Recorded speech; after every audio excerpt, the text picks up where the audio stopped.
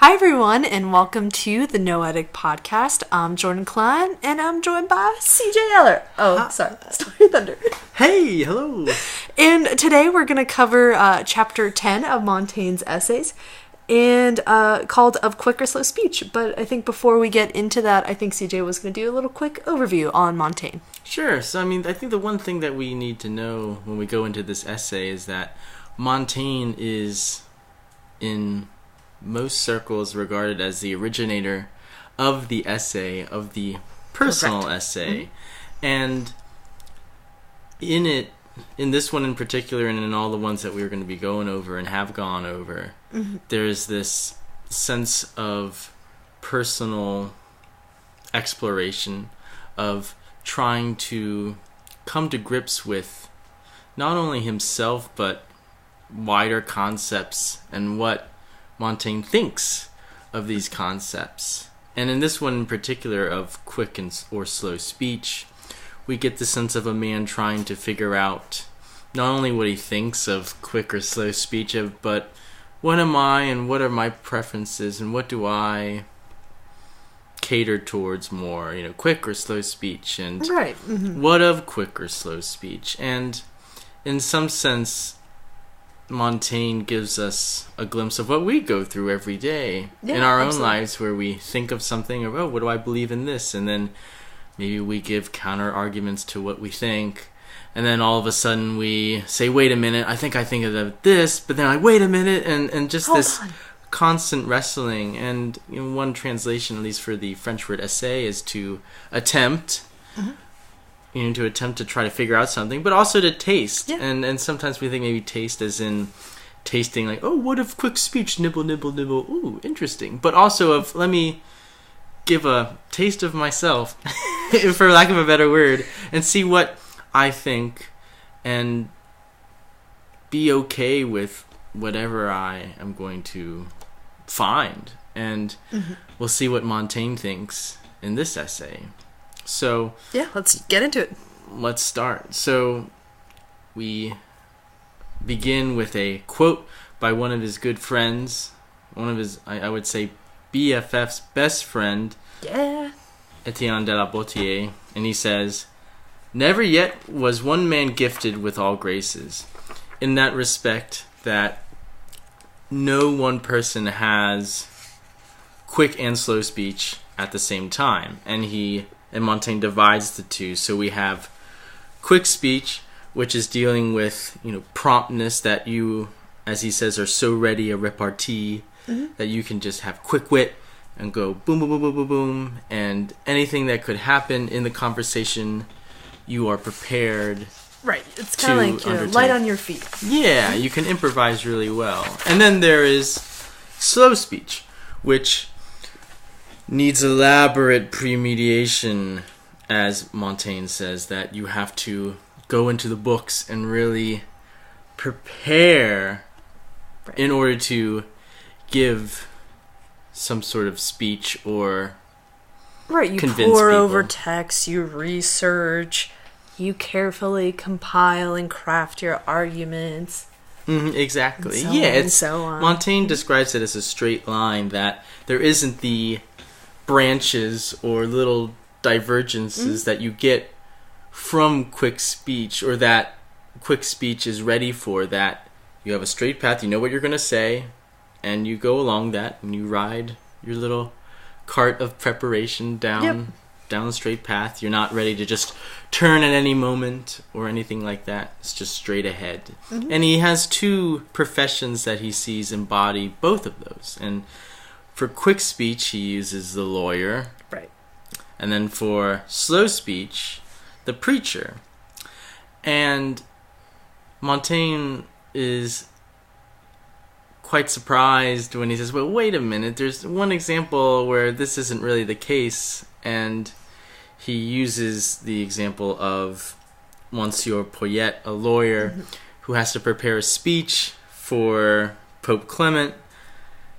And all of a sudden, when he gets there, Pope Clement says, wait, we got to change the subject, so you got to change your speech. Right. And then, what? He can't do it. The lawyer can't do it. Yeah, he bows out.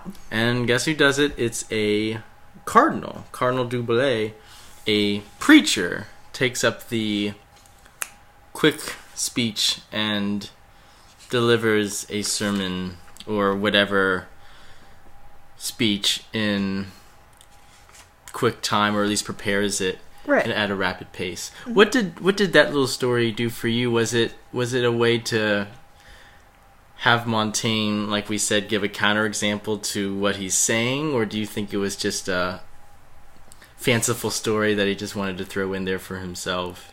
I mean, I think that what Montaigne likes to do is say, here's what I think are the rules, but then he likes to lay out the exception to the rules. Mm-hmm. So I feel like it's, sometimes I go back and forth, right? Because I think that, he likes to give argument, counter-argument, which which I think that could possibly undermine his point. But it seems like in this example, he says, as a rule, lawyers are much more quick on their feet. They're able to dart in and out of conversations, like craft rebuttals, so on and so forth. But it seems like with this, that with this lawyer, he just kind of bowed out last second with like that really high pressure situation. Yeah, and I think maybe to go along with that too, maybe it actually goes into his further points about preparation, that we can, for slow speech, we can prepare so much. We can have so much judgment that it can strain us. He has the example of the phrase, smells of the oil and the lamp, that regarding, and I'll quote him, to account for a certain roughness and awkwardness which results from too laborious a handling. That maybe our lawyer prepared for this so much that when all of a sudden he had to change it slightly, or maybe change it all the way, that he couldn't do it because he labored over it so much. Right, and it's when you overthink something, you lose a lot of maneuverability. Yeah, and then he espouses this maneuverability in quick speech, that there is something where you are prompted by outside forces. I think he uses the term wooed. You're wooed by outside forces.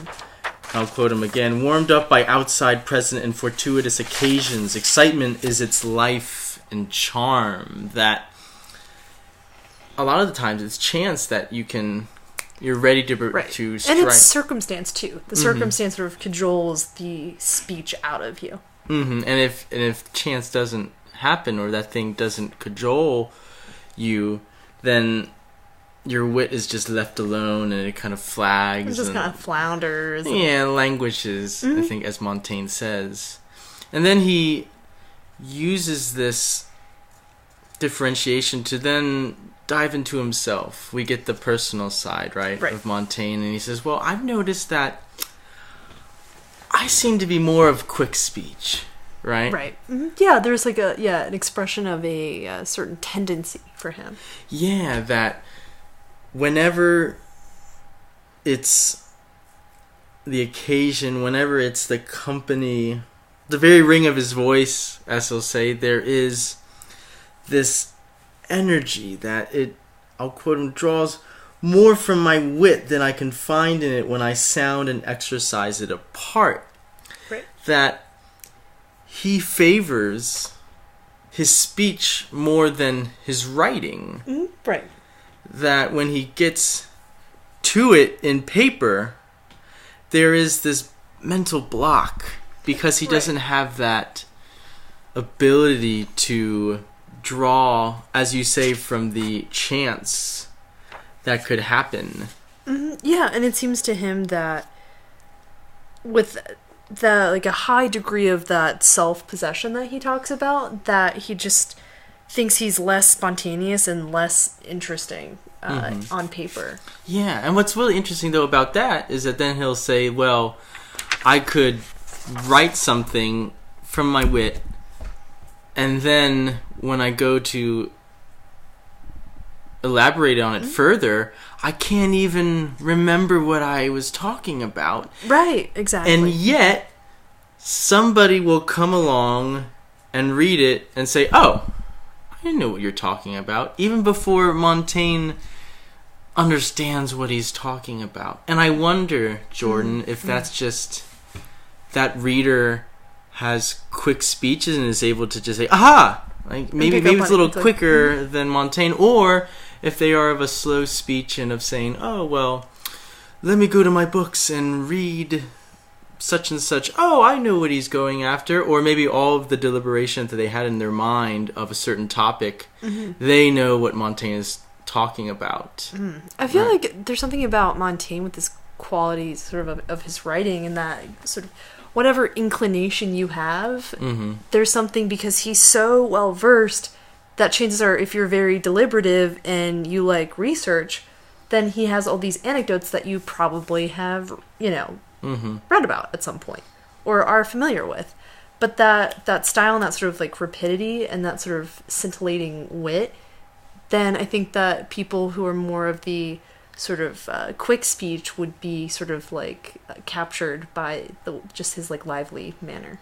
Yeah, so it almost seems as if he embodies... I knew we were talking about before how quick and slow speech are separate entities, but it almost seems as if Montaigne, in us experiencing this essay and Montaigne writing this essay... He kind of encapsulates both.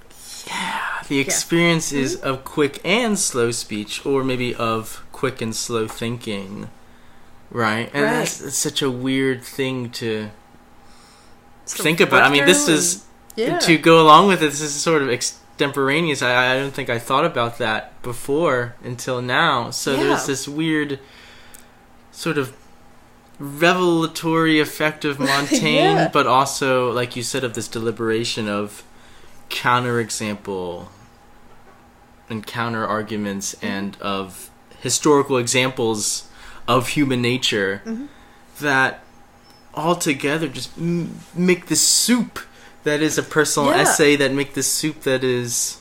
And I think the conclusions that you can draw are almost, for me, sometimes like accidental. And I think that's kind of like what we've sort of come across in this conversation.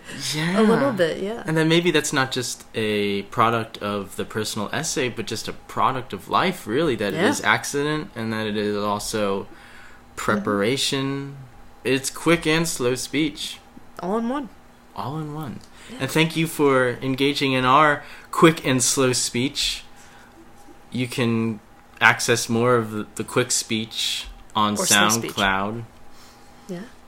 Or you can download our Noetic app from the App Store or from Google Play. And you can also look us up on YouTube. We're there as well, where our quick and slow speech will confuse and dazzle and hopefully bring about more quick thinking and slow thinking in you. So I hope you enjoy further meanderings, and I hope you think about this more and maybe embody quick and slow speech in your own life, and maybe try to find it in your own life, whether it's reading Montaigne or maybe having discussions about important things. And I thank you, Jordan, for engaging in this. This is a lot of fun. As always, it's a pleasure. Yay. So thanks for tuning in, everyone, and bye for now.